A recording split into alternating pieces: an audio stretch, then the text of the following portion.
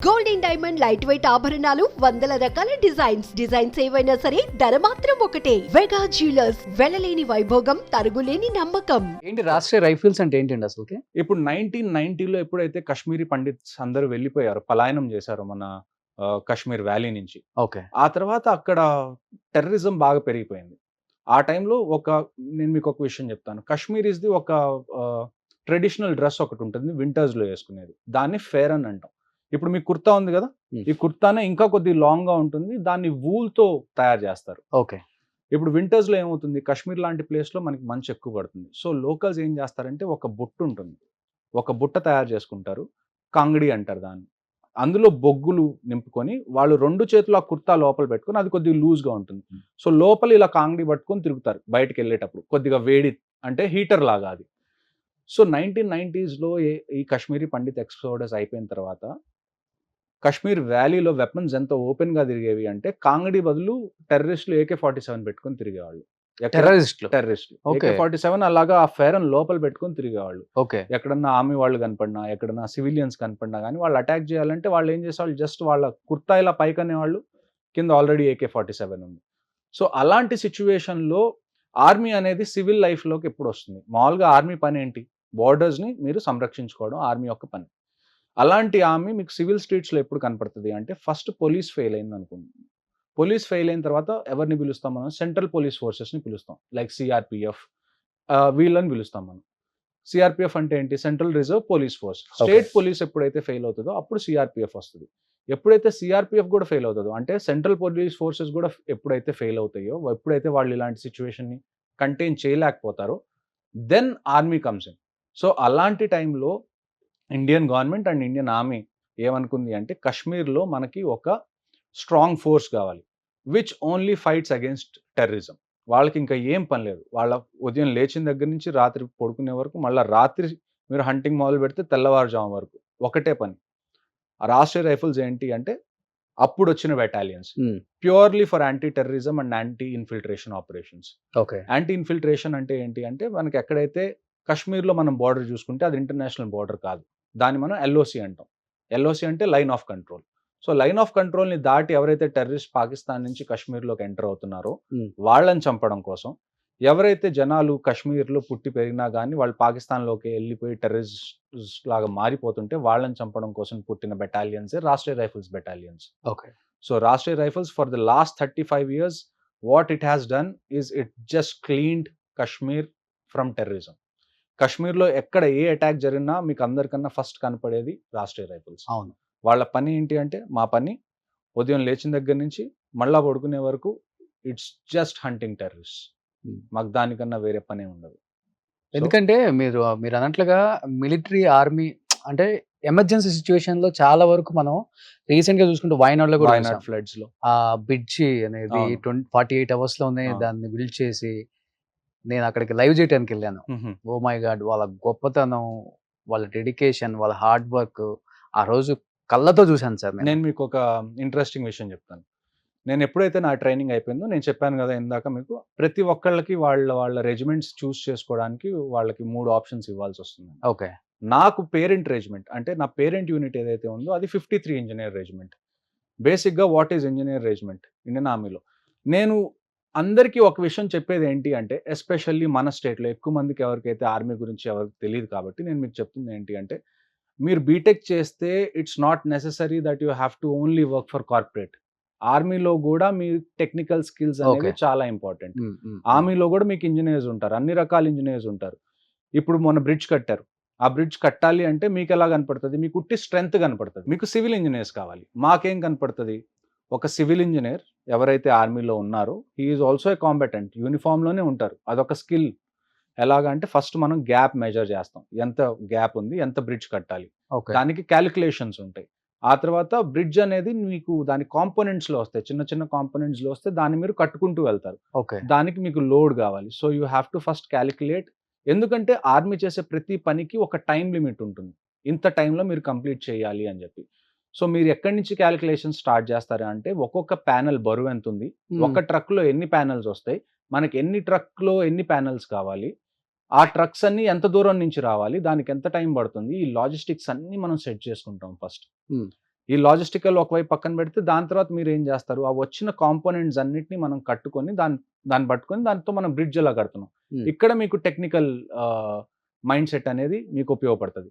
ఈ వచ్చిన కాంపోనెంట్స్ అన్నీ మీకు మెకానికల్గా కాదు, మీరు ఫిజికల్గా ఉన్న సోల్జర్స్ ఎవరైతే ఉన్నారో వాళ్ళు ఎత్తి ఆ ప్యానెల్స్ అన్ని ఒక్కొక్కటి యాడ్ చేసి మీరు ఒక బ్రిడ్జ్ కడతారు. ఇక్కడ మీకు ఏం అవసరం ఉంటుంది, మ్యాన్ పవర్ అవసరం ఉంటుంది. సో ఆర్మీ అంటే జనరల్గా ఒక పర్సెప్షన్ ఏంటి సివిల్ వరల్డ్లో అంటే వీళ్ళు బార్డర్స్ దగ్గర ఉంటారు అని తప్ప లోపల ఎలాగుంటుందో ఎక్కువ మంది తెలియదు. లోపల ఎలాగుంటుంది అంటే మీకు లాజిస్టిక్స్ వాళ్ళు, ఫర్ ఎగ్జాంపుల్ మీరు బీటెక్ చేశారు, మీరు సివిల్ ఇంజనీర్ చేశారు, ఆర్మీలో మీ ఉపయోగం ఉంటుంది. మీరు కంప్యూటర్ ఇంజనీర్ ఫర్ ఎగ్జాంపుల్, ఆర్మీకి కూడా ఆర్మీ సాఫ్ట్వేర్స్ కావాలి. ఆర్మీ సాఫ్ట్వేర్స్ మీద ఎవరు అటాక్ చేయకుండా సైబర్ సెక్యూరిటీ స్పెషలిస్ట్ కావాలి. ఆ తర్వాత మీకు ఆర్మీ కోసం టెలికమ్యూనికేషన్స్ కావాలి. ఓకే. ఆ తర్వాత మీకు ఆర్మీ కోసం మెకానికల్ ఇంజనీర్స్ కావాలి. సో ఇంజనీరింగ్ కున్న ప్రతి స్ట్రీమ్, ఇప్పుడు మీరు world war I, world war II చూసుకున్నా కానీ జర్మన్స్ ఎందుకు మనకన్నా చాలా అంటే ఆ టైంలో చాలా అడ్వాన్స్డ్ ఆర్మీ, ఎందుకంటే వాళ్ళ దగ్గర టెక్నాలజికల్ స్కిల్స్ ఎక్కువ ఉన్నాయి. వాళ్ళు అప్పట్లో మెషిన్స్ ఎక్కువ కనిపెట్టేవాళ్ళు, గన్స్ ఎక్కువ కనిపెట్టేవాళ్ళు. ఈ గన్ అనేది అట్ ది ఎండ్ మెషిన్ కదా, మీకు ఇంజనీర్స్ లేకుండా మెషిన్స్ ఎక్కడి నుంచి వస్తాయి. సో మీరు ఇంజనీర్స్ అయినా, మీరు డాక్టర్స్ అయినా, మీరు లాయర్స్ అయినా, మీరు టీచర్స్ అయినా, మీ అందరికీ ఆర్మీలో స్కోప్ ఉంది. ఆర్మీ అంటే it's not just you go and fight. అందులో ఆర్మీలో బేసిక్గా 3 వింగ్స్ ఉంటాయి. ఓకే. ఒకటి ఏంటి అంటే ఫైటింగ్ ఫోర్సెస్, ఆ తర్వాత మీకు టెక్నికల్ ఫోర్సెస్ ఉంటాయి, ఆ తర్వాత మీకు లాజిస్టికల్ యూనిట్స్ కూడా ఉంటాయి. సో ఈ 3 ఒక సింక్రనీలో పని చేసినప్పుడే మీకు ఒక టాస్క్ అనేది మీరు అచీవ్ చేయగలుగుతారు. సో ఇప్పుడు కమింగ్ టు అమరంలో సార్, ఇప్పుడు కాశ్మీర్లో పాపులేషన్ ఎంత ఉంటుంది అసలుకి? ఆల్మోస్ట్ ఒక మీకు 1 CR అనుకోవచ్చు. 1 CR ఉంటుంది. 1 CR వరకు ఉంటుంది. 1 CR ఉంటే ఇప్పుడు ఆ కాశ్మీర్లో ఎప్పుడైతే మనం అటాక్ చేయాలని వెళ్ళినప్పుడు, మన ఇండియన్ ఆర్మీ వెళ్ళినప్పుడు అక్కడ ఉన్న లోకల్ పీపుల్ ఎందుకని వీళ్ళని అటాక్ చేయటం అసలుకి? అంటే రాళ్లతో స్టోన్ పెల్టింగ్ ఇవన్నీ ఇప్పుడు ఆర్టికల్ కళ్ళతో చూసారా ఇవన్నీ? మీ మీద జరిగాయి ఈ అటాక్స్? నా మీద జరిగినాయి. ఆర్టికల్ 370 తర్వాత చాలా వరకు తగ్గినాయి, కానీ దాని ముందు చాలా ఫ్రీక్వెంట్ గా అయ్యేది. ఓకే. ఇప్పుడు ఎలా ఉండేది అసలు అక్కడ సిచ్యువేషన్ ఎలాగ ఉండేది అంటే, మీరు మూవీస్ లో కానీ లేకపోతే న్యూస్ లో ఎప్పుడైనా మీరు కాశ్మీర్ లో ఏదైనా న్యూస్ వస్తే మీరు చూడండి, every army vehicle has a grille. Okay. Window ఏదైతే మనది విండ్షీల్డ్ ఉంటుందో దాని మీద గ్రిల్ ఉంటుంది. ఆ గ్రిల్ ఎందుకు ఉంటుంది అంటే, ఒకప్పుడు స్టోన్ పెల్టింగ్ చాలా ఎక్కువ ఉండేది కాశ్మీర్లో. ఇప్పుడు ఈ మధ్య చాలా తగ్గిపోయింది, కానీ ఆల్మోస్ట్ ఒక 2005, 2006 నుంచి స్టార్ట్ చేస్తే ఆల్మోస్ట్ 2017, 2018 వరకు, ఈవెన్ ఆర్టికల్ 370 వరకు కూడా ఎక్కడన్నా ఏదన్నా ఆపరేషన్ జరిగితే అక్కడ ఏం చేసేవాళ్ళు అంటే, మసీద్ నుంచి కాల్ చేయడం కానీ, అంటే అక్కడ స్పీకర్స్ ఉంటాయి కదా మసీద్లో, ఇక్కడ ఆపరేషన్ జరుగుతుంది, ఈ ఆపరేషన్ని మీరు ఆపాలి అని చెప్పి అక్కడ ఉన్న లోకల్ ఎవరైతే ప్రజలు ఉంటారో వాళ్ళని రెచ్చగొట్టి వాళ్ళని గుంపులుగా బయటికి తీసుకొచ్చి వాళ్ళకి డబ్బులు ఇచ్చి వాళ్ళ చేత స్టోన్ పెల్టింగ్ చేయించేవాళ్ళు. ఆపరేషన్స్ సెపరేట్ టీమ్ ఉంటుంది దానికి. సపరేట్ టీమ్ అంటే ఇంకా మీరు ఎలా చూసుకోవాలి, అక్కడ ఇంతకుముందు అన్ఎంప్లాయ్మెంట్ చాలా ఎక్కువ. ఎందుకంటే మీరు లాస్ట్ 35 years నుంచి చూసుకుంటే కాశ్మీర్లో they has been continuous violence. ఇంత వైలెన్స్ ఉన్నప్పుడు మీకు ఇంకా వేరే ఏం ఆపర్చునిటీస్ అక్కడ లేవు. అలాంటి టైంలో జనాలకి డబ్బులు కావాలి. డబ్బులు వీళ్ళు ఏం చేస్తారు, పాకిస్తాన్ నుంచి ఫండ్స్ వస్తాయి, అక్కడ లోకల్గా ఎవరైతే హ్యాండ్లర్స్ ఉంటారో వాళ్ళు ఆ డబ్బులు తీసుకుంటారు. ఆ డబ్బులు రోజుకి నీకు 500 రూపాయలు అన్నట్టు పంచి వాళ్ళ చేత స్టోన్ పెల్టింగ్ చేయించడం, ఇవన్నీ చేయించేవాళ్ళు. ఓకే. ఆర్టికల్ 370 ఎప్పుడైతే తీసేశారో అప్పటి నుంచి కొద్దిగా కాదు ఆల్మోస్ట్ తగ్గిపోయిందని, ఇప్పుడు 90% తగ్గిందని చెప్పుకోవచ్చు. 95% వరకు తగ్గిపోయిందని చెప్పుకోవచ్చు. ఎందుకంటే ఒకసారి ఆర్టికల్ 370 తీసేసిన తర్వాత government also invested a lot. అక్కడ కొత్త విషయాలు తీసుకురావడం, ఎడ్యుకేషన్ మీద ఎక్కువ ఫోకస్ పెట్టడం, స్పోర్ట్స్ మీద ఎక్కువ ఫోకస్ పెట్టడం, దీనివల్ల డ్రగ్స్ మీద కొద్ది కంట్రోల్ తీసుకురావడం. దీనివల్ల ఏమవుతుంది అంటే జనాలు కొత్త ఆపర్చునిటీస్ అన్ని వెతుక్కోవడంలో బిజీ అయిపోయి ఎవరు ఇప్పుడు స్టోన్ పెల్టింగ్ చేయట్లేదు. ఇంతకుముందు జనాల దగ్గర ఏం ఉండేది కాదు కాబట్టి, అక్కడ కంటిన్యూస్గా టెర్రరిస్ట్ అటాక్ అవుతుంటే టూరిజం కూడా ఎక్కువ ఫ్లరిష్ అవ్వదు కాబట్టి వాళ్ళకి డబ్బుల కోసం వాళ్ళు స్టోన్ పెల్టింగ్ ఇవన్నీ చేసేవాళ్ళు. ఓకే. ఒక రకంగా చెప్పాలంటే జమ్మూలో ఒక రకంగా ఉంటుంది, కాశ్మీర్లో ఒక రకంగా ఉంటుంది. మీరు జమ్మూ కాశ్మీర్ని మొత్తం అర్థం చేసుకోవాలంటే మీరు ఇంతకు ముందు ఆంధ్రప్రదేశ్ అలాగుందో దాన్ని అర్థం చేసుకుంటే మీకు ఈజీగా అర్థం అవుతుంది. ఎక్కడైతే మనకి రాయలసీమ ఉందో, అంటే నేను మీకు ఓరియంటేషన్ చెప్తున్నాను రఫ్గా, రాయలసీమ ఎక్కడైతే ఉందో దాన్ని మీరు జమ్మూ అనుకోండి, తెలంగాణ ఎక్కడైతే ఉందో దాన్ని మీరు కాశ్మీర్ అనుకోండి, ఓకే, కోస్తా ఆంధ్ర ఎక్కడైతే ఉందో దాన్ని మీరు లద్దాఖ్ అండ్ కార్గిల్ అనుకోండి. ఇందులో మనకి జమ్మూలో ఏంటి అంటే ఇట్స్ ఎ మిక్స్డ్ పాపులేషన్. మీకు హిందూస్ ఉంటారు, ముస్లిమ్స్ ఉంటారు, ఆ తర్వాత గుజ్జర్స్, బకర్వాల్స్ అని చెప్పి వీళ్ళు నొమాడిక్ అనమాట. నొమాడిక్ అంటే గొర్రెలు కాచుకునే వాళ్ళు. ఓకే. వీళ్ళు ఒకే చోట ఉండరు, వీళ్ళు మూవ్ అవుతూ ఉంటారు వాళ్ళ గొర్రెలతో పాటు, వాళ్ళ టెంట్స్ తీసుకొని. ఇలాంటి కమ్యూనిటీస్ అన్ని కలిసిమెలిసి ఉంటారు జమ్మూలో. ఓకే. అదే మీరు కాశ్మీర్‌లోకి వస్తే కాశ్మీర్‌లో ఇట్స్ ఆల్మోస్ట్ 97-98% ముస్లిమ్సే ముస్లిం ఉంటారు. పాపులేషన్. ఓకే. ఆ తర్వాత మీకు లద్దాఖ్‌లో ఏంటంటే మళ్ళా మీకు బుద్ధిస్ట్ పాపులేషన్ ఉంది, ముస్లిం పాపులేషన్ మిక్స్ ఉంది. అక్కడ Hindu population little bit. Okay. So ఇది బేసిక్‌గా ఒక జమ్మూ అండ్ కాశ్మీర్ కంపోజిషన్ మీరు చూసుకుంటే ప్రజలు ఎలా ఉంటారు? వాళ్ళ రిలీజియస్ బిలీఫ్స్ ఏంటి అంటే ఇది. ఓకే. సో జమ్మూలో మనకి ఇంటర్నల్‌గా పెద్ద ఏమి ఇష్యూ ఏం లేదు. జమ్మూలో గూడా ఇప్పుడు రీసెంట్‌గా అటాక్స్ స్టార్ట్ అయినాయి. కానీ అవన్నీ పాకిస్తాన్ నుంచి ఇటువైపు ఎంటర్ అయిన వాళ్ళు చేస్తున్న అటాక్స్ అవి. కానీ కశ్మీర్‌లో మీరు చూసుకుంటే ఏంటి అంటే కశ్మీర్‌లో మేము టెర్రరిస్ట్‌ని 2 రకాలుగా డిఫైన్ చేస్తాం. మేము ఐటీ అంటాం, లేకపోతే ఎఫ్‌టీ అంటాం. ఐటీ అంటే ఇండియన్ టెర్రరిస్ట్, ఎఫ్‌టీ అంటే ఫారెన్ టెర్రరిస్ట్. దీని అర్థం ఏంటి అంటే ఇండియన్ టెర్రరిస్ట్‌ని మేము ఎవరిని అంటామంటే ఎవరైతే కశ్మీర్‌లో పుట్టి పెరిగి ఒక ఏజ్ వచ్చిన తర్వాత టెర్రరిజం జాయిన్ అవ్వాలని చెప్పి టెర్రరిజం జాయిన్ అవుతాడో అతన్ని మనం ఇండియన్ టెర్రరిస్ట్ అంటాం. ఓకే. ఎవరైతే పాకిస్తాన్‌లో పుట్టి పెరిగి, లేకపోతే వేరే ఏ కంట్రీలో అన్నా పుట్టి పెరిగి, అక్కడ టెర్రరిజం అదంతా అలవాటు చేసుకొని ఇండియాలోకొచ్చి అటాక్ చేయాలనుకుంటున్న వాళ్ళని మనం ఫారెన్ టెర్రరిస్ట్ అంటాం. For okay. ఎగ్జాంపుల్ కసబ్ వచ్చాడు. Kasab is a foreign terrorist. ఎందుకంటే కసబ్ పాకిస్తాన్ నుంచి వచ్చాడు. ఇండియన్ కాదు కాబట్టి. అదే ఒకవేళ ఇంతకుముందు మనం 2017, 2016 ఆ టైంలో బురన్ వానీ అనే పేరు బాగా వినపడింది కశ్మీర్‌లో. అవును. అవును. బురన్ Wani is an Indian terrorist. తను పుట్టి పెరిగిందంతా కశ్మీర్‌లో. కానీ తను టెర్రరిజం జాయిన్ అవ్వడానికి తను పాకిస్తాన్‌కెళ్ళి మళ్ళా రిటర్న్ వచ్చి తను టెర్రరిస్ట్ అయ్యాడు. ఓకే. ఎప్పుడైనా మీరు కసబ్‌తో సంబంధించిన అటాక్స్‌తో మీరు కసబ్ పార్టిసిపేషన్ చేసారా?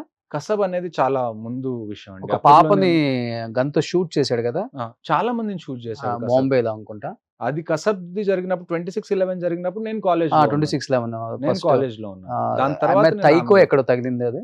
మీరిప్పుడు 26/11 చూసుకుంటే అదెలా జరిగింది? హ్మ్. మీరు ఒక రైల్వే స్టేషన్‌లో అందరున్నారు. వాళ్ళు రైల్వే స్టేషన్‌లోకి ఎంటర్ అయ్యారు. ఎవరికిష్టం వచ్చినట్టు వాళ్ళని కాల్ చేశారు. ఆ తర్వాత నారిమన్ పాయింట్ కానివ్వండి, అక్కడ బేకరీ ఒకటుండేది అందులో కానివ్వండి.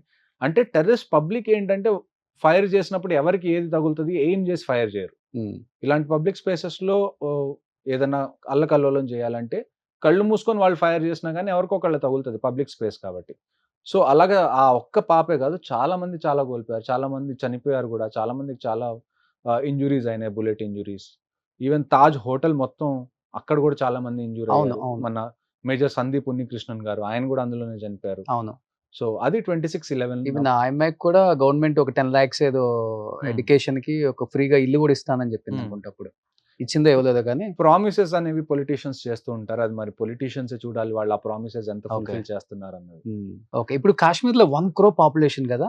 లైఫ్ స్టైల్ ఎలా ఉంటుందండి అక్కడ? కశ్మీర్‌లో మీరు బేసిక్‌గా చూసుకుంటే అక్కడ 2 మెయిన్ ఎంప్లాయ్‌మెంట్ ఆపర్చునిటీస్‌కి రెండే 2 ఉన్నాయి. ఇప్పటి హ్మ్. వరకైతే. హ్మ్. ఫస్ట్ మీకు టూరిజం. చాలా మంది కశ్మీర్‌కి టూరిజం కోసం వెళ్తారు. మీకు కాశ్మీర్ తెలిసిందే. యాపిల్ ఎంత ఫేమస్? ఆ తర్వాత మీకు మన దాన్నేమంటారు అక్కడ క్యాష్ క్రాప్స్ అనేవి నేను మీకు ఒక విషయం చెప్తాను. నేను ఎక్కడైతే నా రూమ్ ఏదైతే ఉండేదో దాని బయట చాలా గులాబీ మొక్కలుండేవి. హ్మ్. Wild roses. ఎవరు దాన్ని నీళ్లు గూడా పోసేవాళ్ళు గాదు. ఓకే. కానీ ఒక్కొక్క గులాబీ నా అరచేతి అంత గులాబీలు పూసేవవి. ఎవరు అవునా? పట్టించుకోకపోయినా. సో, అక్కడ బేసిక్‌గా ఏంటంటే సాయిల్ బాగా ఫర్టైల్. సో, మీకు ప్రపంచంలో one of the costliest food item ఏంటి? కేసర్, కుంకుమ పువ్వు. కుంకుమ పువ్వు కేజీ మీకు మంచిది గావాలంటే కోట్లల్లో ఉంటది కదా! 1.5 లాక్, 2 లాక్స్ ఒక కేజీ ఉంటుంది కుంకుమ హ్మ్. పువ్వు. సో, అక్కడ కుంకుమ పువ్వు పండుతది. టన్స్ వస్తది మనకి కోట్లల్లో ఇక్కడికి. అవును. అవును. కుంకుమ పువ్వు కశ్మీర్ తర్వాత మళ్ళా పండేదెక్కడ అంటే ఇరాన్‌లో. ఈ మధ్యలో ఇంకెక్కడ పండదు. సో, అదుంది. ఆ తర్వాత మీకు ఆల్మండ్స్ ఉన్నాయి. ఆ అవును. తర్వాత వాల్‌నట్స్ ఉన్నాయి. హ్మ్. ఆ తర్వాత మీకు యాపిల్స్ ఉన్నాయి. సో, ఇలాంటి క్యాష్ క్రాప్స్ అనేవి అక్కడ చాలా ఉన్నాయి. ఆర్చర్డ్స్ చాలా ఉంటాయి. మీకు సౌత్ కశ్మీర్‌లో చూసుకుంటే మీరు ఈవెన్ ఇప్పుడు అమరన్ గురించి మాట్లాడారు కదా! ఆ ఆపరేషన్ గూడా దాన్నేమంటారు యాపిల్ ఆర్చర్డ్స్‌లోనే జరిగింది అసలు ఆపరేషన్. ఓకే. సో, యాపిల్ ఆర్చర్డ్స్‌లో చాలా మంది టెర్రరిస్ట్ దాక్కొనుంటారు. ఇప్పుడు మనకి పొలాలుంటాయి గదా! ఇక్కడ. పొలాల్లో ఏంటంటే ఎవరన్నా నుంచుంటే మీకు ఈజీగా కనపడతారు. అదే యాపిల్ తోటల్లో ఏంటంటే మీరు ఎంతమంది టెర్రరిస్ట్‌లు అక్కడున్నా గాని అక్కడ కనపడరు. హ్మ్. వాళ్ళకి ఈజీగా క్యామోఫ్లాజ్ చేసుకోవడానికి చాలా ఈజీగా ఉంటుందక్కడ. ఓకే. సో, ఇది బేసిక్‌గా వాళ్ళు వాళ్ళ వృత్తులేవైతే ఉన్నాయో మళ్ళా హ్యాండీక్రాఫ్ట్స్ చాలా బావుంటాయి. ఆర్ట్ చాలా ఫేమస్ కశ్మీర్‌ది. ఓకే. సో, బేసిక్‌గా వీటి మీద డిపెండ్ అవుతారు. ఎప్పుడైతే టెర్రరిజం బాగా ఎక్కువున్న టైంలో టూరిజం అనే దానికి అన్నిటికన్నా ఫస్ట్ దెబ్బ పడతది. ఆ తర్వాత ఎక్కడైతే నేను చెప్పాను గదా! ఇందాక వీళ్ళు యాపిల్ ఆర్చర్డ్స్‌లో గూడా చాలా టెర్రరిస్ట్స్ ఉన్నప్పుడు వీళ్ళు ఫార్మింగ్ మీద గూడా దెబ్బ పడతది. సో, లాస్ట్ 35 ఇయర్స్ ఎప్పుడైతే 1990లో కాశ్మీరీ పండిట్స్ బయటికెళ్ళిపోయారో కాశ్మీర్ నుంచి, ఇప్పుడు మనం 2024లో ఉన్నాం. ఆల్‌మోస్ట్ 34, 35 ఇయర్స్ నుంచి అక్కడ శాంతి అనేది లేదు. హ్మ్. సో, బేసిక్‌గా మీరు కాశ్మీర్‌ని జూసుకుంటే ఒక ప్రాంతం ఏదైతే లాస్ట్ 35 ఇయర్స్ నుంచి వయలెన్స్‌లో ఏదైతే ఉందో ఆ ప్రాంతం కాశ్మీర్ అని చెప్పుకో. సుమన్ టీవీలో మీ పర్సనల్ అండ్ బిజినెస్ ప్రమోషన్స్ కోసం కింది నెంబర్కి కాంటాక్ట్ చేయండి.